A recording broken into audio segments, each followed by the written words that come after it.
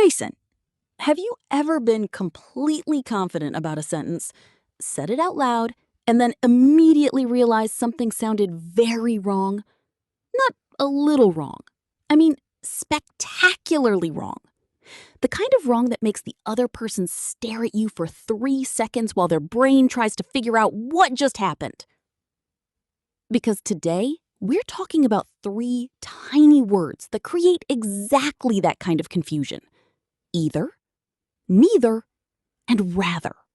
And what's funny is that none of these words are difficult. They're short, they're common, native speakers use them every day. But somehow, they manage to confuse English learners all over the world. So today, we're going to learn them through a conversation that goes completely off the rails. And trust me, Mia and Sarah are about to create some grammar chaos. Before we start, here's your challenge. Listen carefully. Your friend says, "I don't enjoy waking up early." You agree. What's the most natural response? A, me either. B, me neither. C, I'd rather. Keep your answer in mind, because we'll come back to it later. And by then, the answer should feel completely obvious. All right, everyone, before we explain anything, before we talk about grammar, before we analyze a single rule, let's listen to a conversation between Mia and Sarah.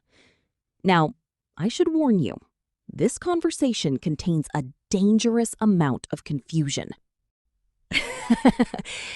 And if you're thinking, how bad can it be?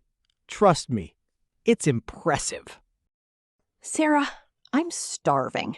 I skipped breakfast because I woke up late. Then I got distracted watching videos online, and before I knew it, half the morning had disappeared. That sounds extremely familiar. I haven't eaten much either. Let's order something. Would you like pizza or pasta? I'd rather either. What? I'd rather either. I heard you the first time. I'm just waiting for the sentence to finish.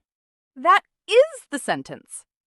No, it feels like the sentence got halfway across the road and forgot where it was going.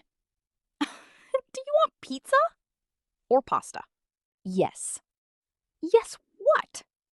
Pizza? Pasta? Either. Oh! See, that actually makes sense. Why didn't you say that first? Because I wanted to sound advanced. Well, congratulations. You sounded confusing instead. Fine. Let's move on. What are you drinking? Coffee or tea? Probably coffee. What about you? Me neither. That wasn't one of the options. Wasn't it? No, I asked coffee or tea. You answered like I had just made a negative statement. Oh.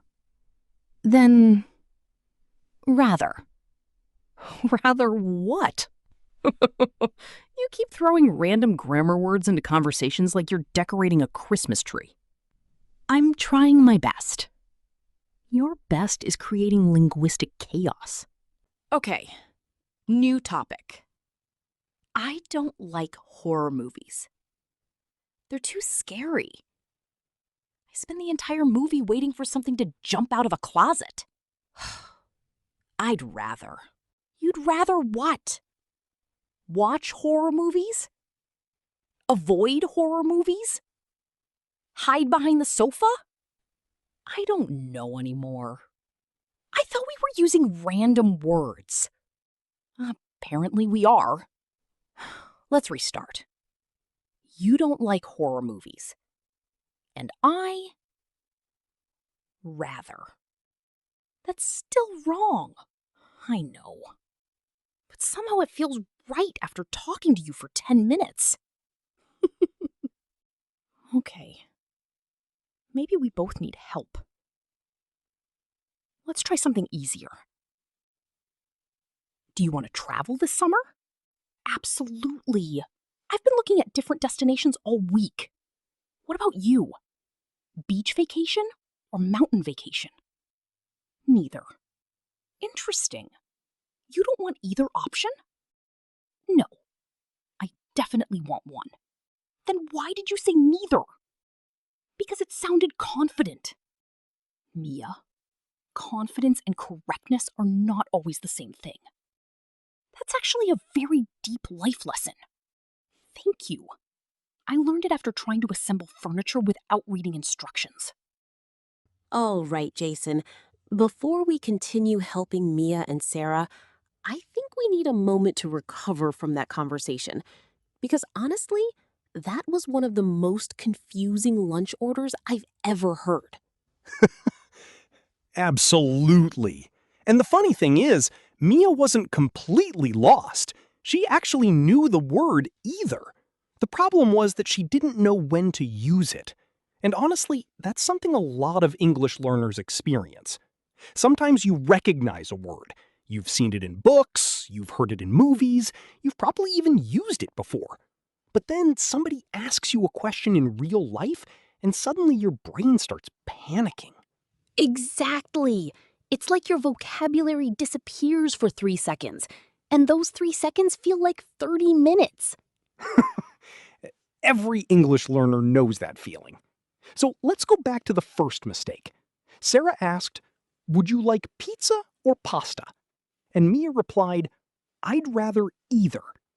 Now, the reason this sounds strange is because either and rather are doing completely different jobs. Either is about options. Rather is about preference. They're not enemies, they're just different. Exactly. Let's focus on either first. Imagine you're at a restaurant.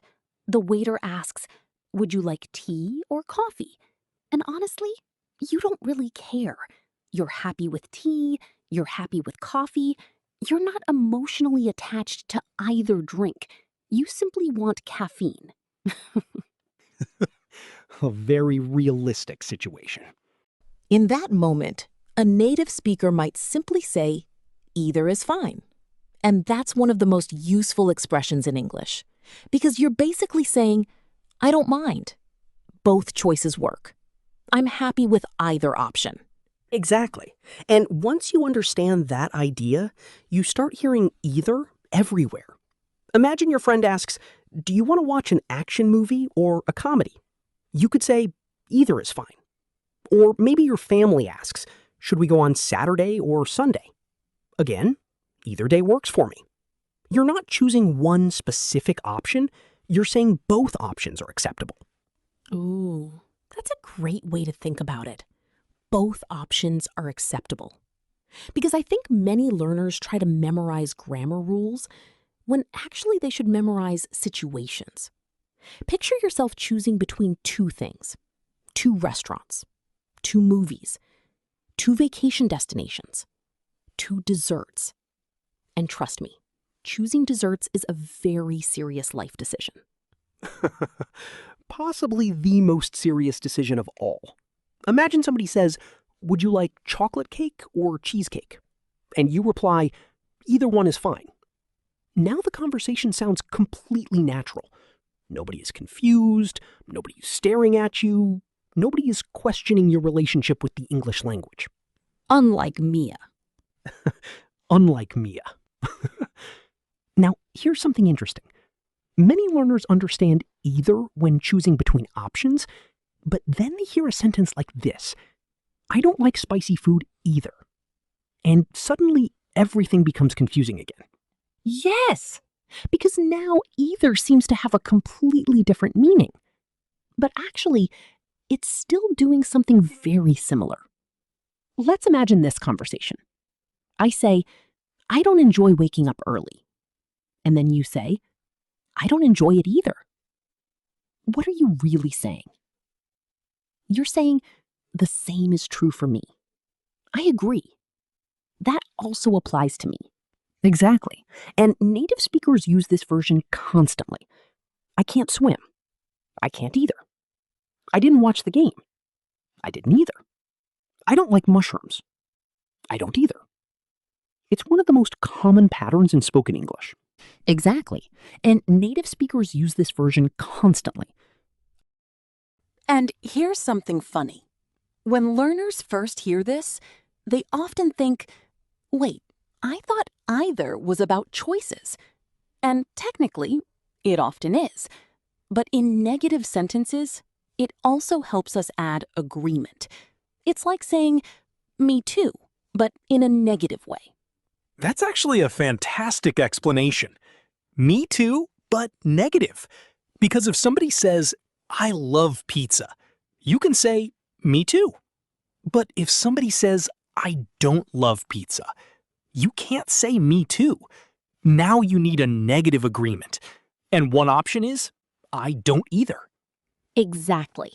And that's where many English learners accidentally mix up either and neither, which is completely understandable because they're cousins, they're related, they're similar, and honestly, they spend a lot of time confusing people together. That's true. But here's the good news. If you remember one simple idea, either usually appears when we're talking about two possibilities, or when we're agreeing with a negative statement. That's it. No scary grammar chart, no complicated formula, just real-life situations.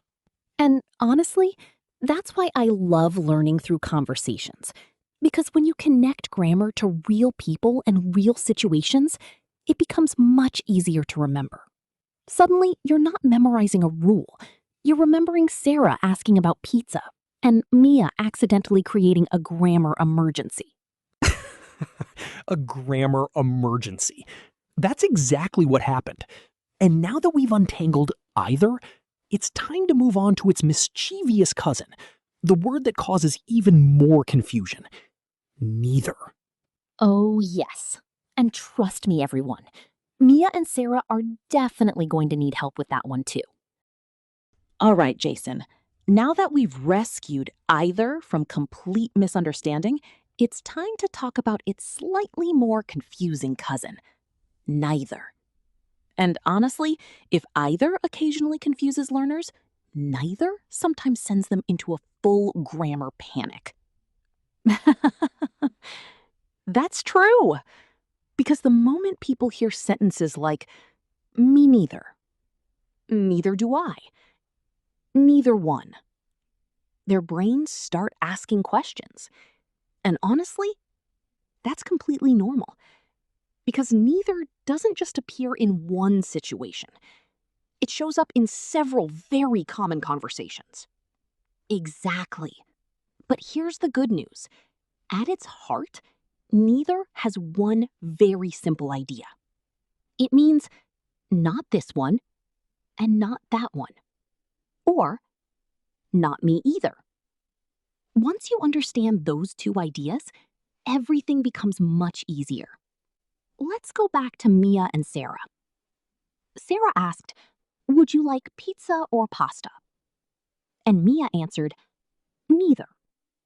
Now, technically, that answer can be perfectly correct, but only if Mia genuinely wants neither option. Maybe she isn't hungry. Maybe she's already eaten. Maybe she's secretly planning to order dessert instead. A strategy I fully support. But the problem was that Mia actually wanted food. A few seconds later, she said she was starving. So her answer didn't match the situation. If you want one of the options, you shouldn't say neither, because neither rejects both choices. All right, Jason.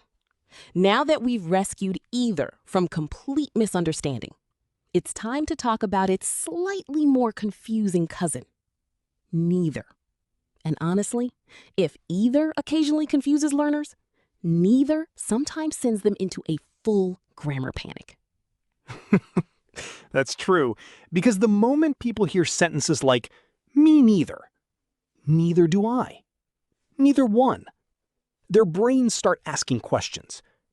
And honestly, that's completely normal. Because neither doesn't just appear in one situation. It shows up in several very common conversations. Exactly. But here's the good news. At its heart, neither has one very simple idea. It means not this one and not that one. Or, not me either. Once you understand those two ideas, everything becomes much easier. Let's go back to Mia and Sarah. Sarah asked, "Would you like pizza or pasta?" And Mia answered, "Neither." Now, technically, that answer can be perfectly correct, but only if Mia genuinely wants neither option. Maybe she isn't hungry. Maybe she's already eaten. Maybe she's secretly planning to order dessert instead. A strategy I fully support. But the problem was that Mia actually wanted food. A few seconds later, she said she was starving. So her answer didn't match the situation. If you want one of the options, you shouldn't say neither, because neither rejects both choices. Exactly. Let's imagine somebody asks, "Would you like tea or coffee?" If you want tea, say tea. If you want coffee, say coffee. If both are okay, say either is fine. But if you truly want neither drink, then neither is perfect. Neither, thank you. Now the meaning is crystal clear. Jason. And that's one of the easiest ways to remember it. Either equals both options are okay. Neither equals both options are rejected. Simple, clean, very useful. Ooh, I like that comparison. Because learners often mix those two words up. And honestly, they look similar, they sound similar, they're often used in similar situations. So the confusion makes sense. Exactly. Now let's move to the version of neither that native speakers use constantly. The famous expression, me neither. And this is actually the answer to today's quiz. Yes! Let's revisit the question. Somebody says, "I don't enjoy waking up early." You agree. What do you say? The natural answer is, me neither. And native speakers say this all the time. Absolutely. Listen to these examples. I don't like horror movies. Me neither. I can't stand traffic. Me neither. I didn't sleep well last night. Me neither. I don't understand this math problem. Me neither. Very natural, very common, very conversational. And here's something interesting. When native speakers use me neither, they're really saying the same is true for me. They're agreeing with a negative statement. It's almost like the negative version of me too. Exactly. Let's compare. I love chocolate. Me too. Positive statement, positive agreement. Now, I don't like chocolate. Me neither. Negative statement, negative agreement. The pattern becomes very easy once you notice it. And honestly, this is one of those expressions that instantly makes your English sound more natural, because native speakers use it constantly in conversations with friends, coworkers, family members, basically everyone. Now, here's where things get even more interesting. Because there's another expression, neither do I. And learners often wonder, what's the difference between me neither and neither do I? The good news? The meaning is basically the same. Listen, I don't like spicy food. Me neither. Perfect. Now, I don't like spicy food. Neither do I. Also perfect. Both sound natural, both are correct. Both are used by native speakers. The only difference is that neither do I sounds slightly more structured, slightly more formal, while me neither sounds very relaxed and conversational. And honestly, if you're having casual conversations, you'll hear me neither everywhere. It's short, it's simple, it's easy. People love it. Now let's talk about one of Sarah's funniest mistakes. When Mia said, I don't like horror movies, Sarah answered, I'd rather. And that's where everything fell apart. Because Sarah wasn't expressing a preference. She was agreeing. An agreement requires neither, not rather. Exactly. If somebody says, I don't like horror movies, you could say, me neither, or neither do I. But saying, I'd rather, feels incomplete. It's like starting a sentence and forgetting to finish it. Which, to be fair, is exactly what Sarah did. True. And honestly, that's why learning through conversations is so powerful. Because you don't just memorize definitions, you learn when words naturally appear. You hear the situations, you feel the context, and suddenly everything starts making sense. Exactly. So before we move on, remember these two ideas. Neither means not one and not the other.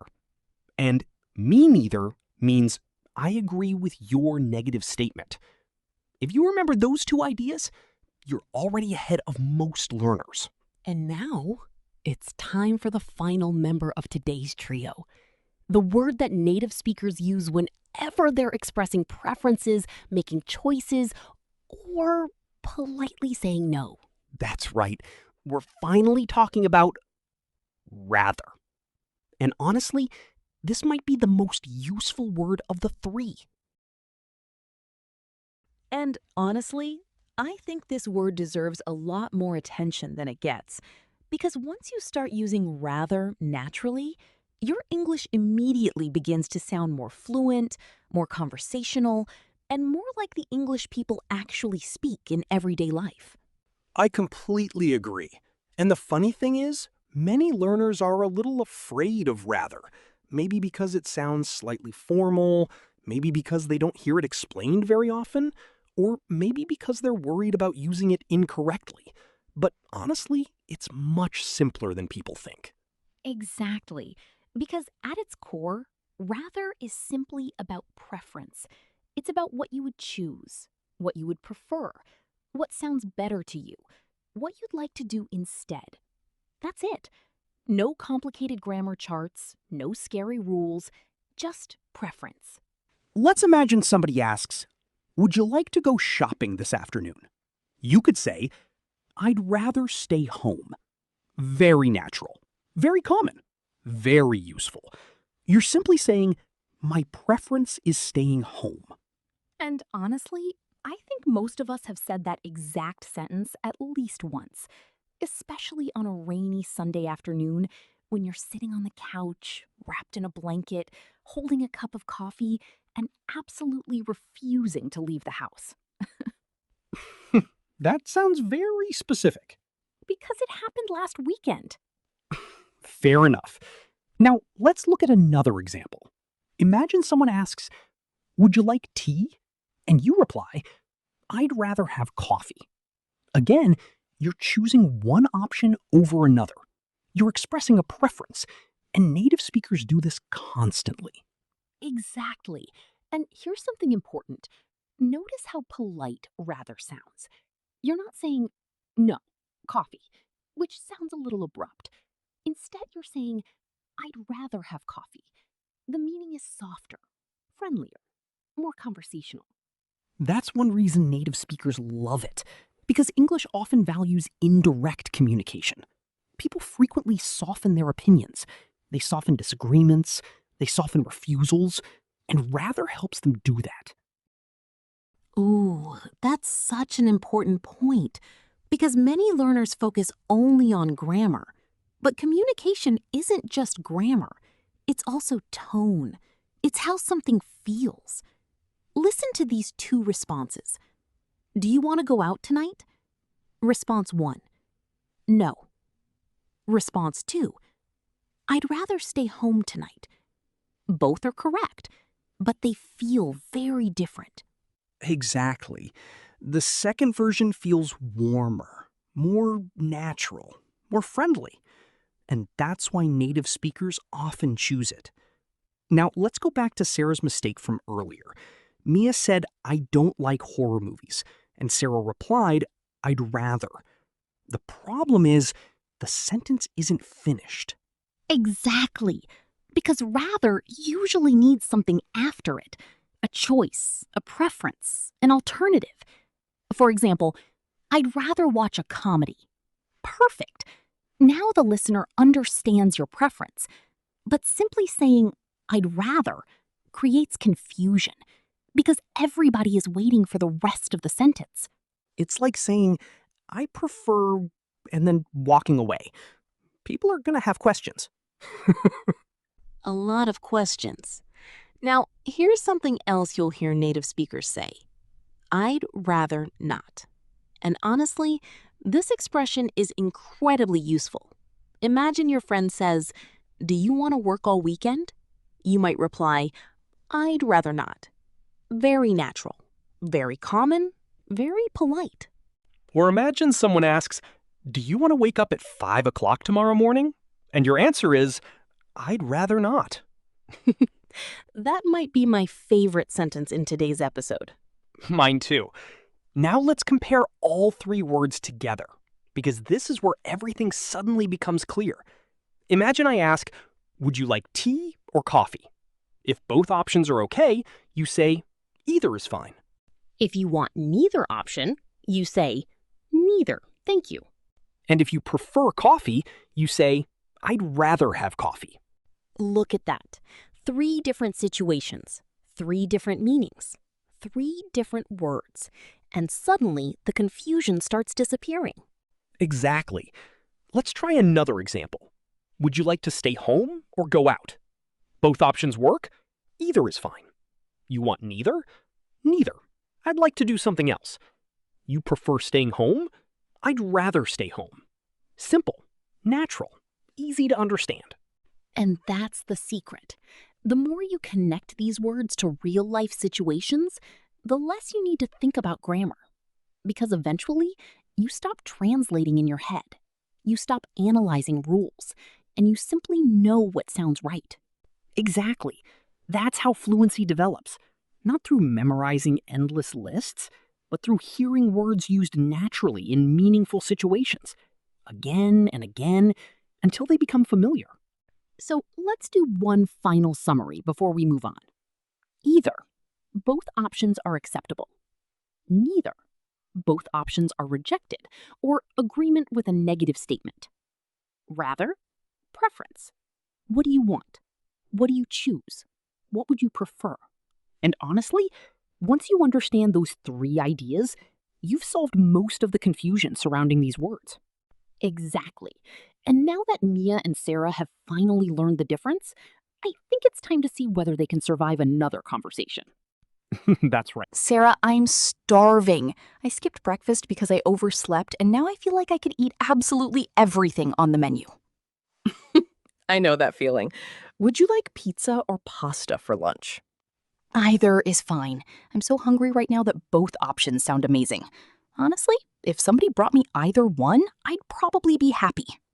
Same here. Sometimes choosing takes more energy than actually eating. Would you like tea or coffee? Neither, thank you.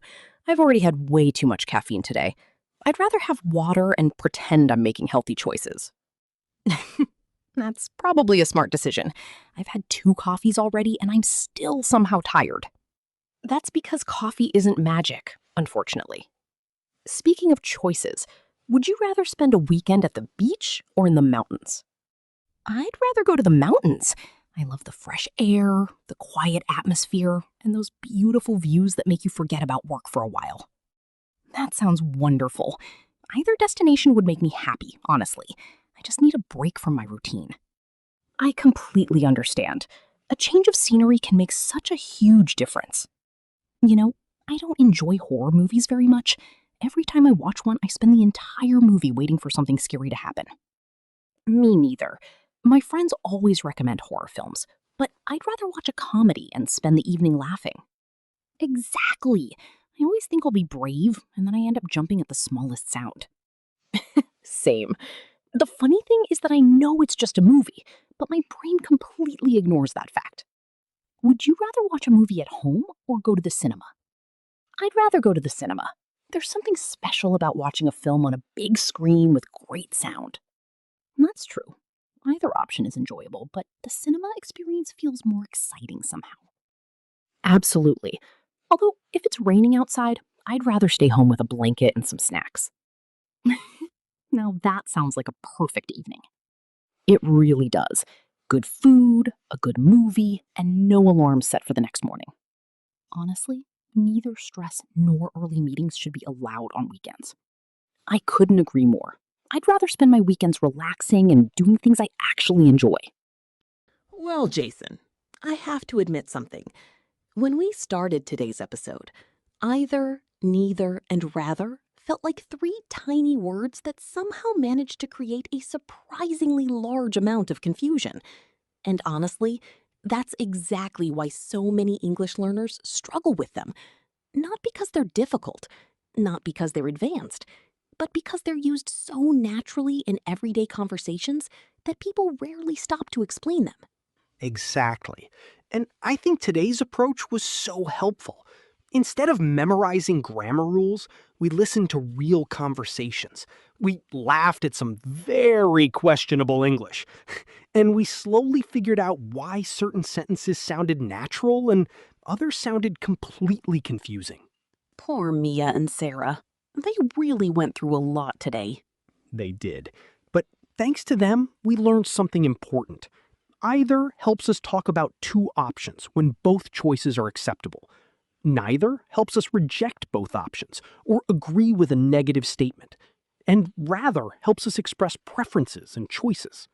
Exactly. And honestly, if you can use those three words comfortably in conversation, your English will immediately sound more natural because native speakers use them constantly at restaurants, while making plans, talking about movies, choosing vacations, discussing hobbies. They're everywhere. And here's something I'd love everyone listening to remember. Don't focus on being perfect. Focus on noticing. The next time you're watching a movie, listening to a podcast, or having a conversation in English, pay attention. See if you can spot either, neither, and rather. The more you notice them, the more natural they'll start to feel. That's such a good tip because fluency doesn't happen overnight. It happens one conversation at a time, one sentence at a time, one tiny grammar breakthrough at a time. And before you know it, something that felt confusing suddenly feels obvious. Exactly. Now, before we finish, we have a challenge for everyone listening. Head down to the comments and write one sentence using either, one sentence using neither, one sentence using rather. Make them personal, make them funny, make them creative. Tell us about food, movies, travel, weekends, or anything else you'd like. And if you're feeling ambitious, try writing one short conversation using all three words naturally. We absolutely love reading your examples. And honestly, sometimes your comments are funnier than our podcast. That is surprisingly true. Thank you so much for spending time with us today. Whether you're listening while driving, walking, studying, cooking, or simply relaxing, we really appreciate you being here. Keep listening, keep practicing, keep speaking English every day, and most importantly, keep enjoying the process. We'll see you in the next episode. Take care, everybody. Bye, everyone. And remember, you don't have to be perfect to communicate. You just need to keep going, one conversation at a time.